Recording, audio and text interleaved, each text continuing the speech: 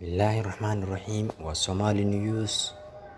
Waad oga barteen wax waliba oo ku cusub caalamka iyo waliba dalkeena hooyo. Maanta waxaynu idiin soo gudbin doonaa maxaa laga bartay qaraxyadii ugu dambeeyay ee ka dhacay magaalada Muqdisho, gaar ahaan qaraxii Hotel Elite. Lambarka koowaad oo aynu ka baranay waxa weeye awoodda ciidamada oo liidato mar haddii checkpointiyo ilaa iyo dhowr checkpointi ay taala halkii uu qaraxu ka dhacay. Waxa aan sahlaneyn in hal checkpointi ama hal fariisin ciidamada ay ku ogaan waayaan gaariga iyo waliba dadka saaran.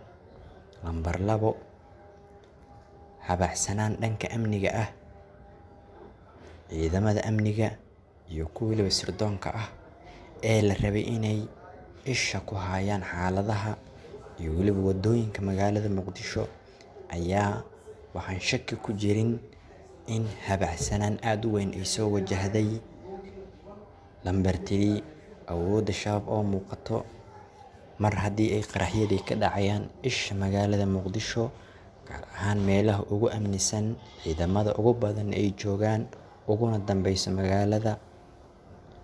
Marba haddii qaraxyo caynkaas ah rag hubeysan ay galayaan, waxaana la dhayalsan karin awoodda shabaab oo runtii ah mid aad moodo inay soo laba kacleysay maalmihii u dambeeyay. Lambar 4, wada shaqeyn la'aan ciidamada iyo shacabka. Waxaan shaki ku jirin in ciidamada iyo shacabka aysan ka dhaxayn wax wada shaqeyn ah, taasoo sababtay in ciidamada aysan ku kalsooneyn shacabkooda, shacabkuna aysan ku kalsooneyn ciidamada. Maxaa yeelay gawaariga qaraxday iyo waliba dadka isqarxinayo ama dadka sida tooska u galay weerarada waa la soo dayay, halka shacabkana aan la soo daynin, taasoo sababayso in wada shaqeyntii iyo ciidamadii ay halkaasi ku hakato. Lambar 5, foojignaan la'aan. Waxaan foojignaan ku jirin dhammaan hay'adaha dowladda, shacabka iyo waliba ururada rayidka ah ee la rabay inay ka foojignaadaan meelaha ay tagayaan iyo waliba xaaladaha soo wajihi karo.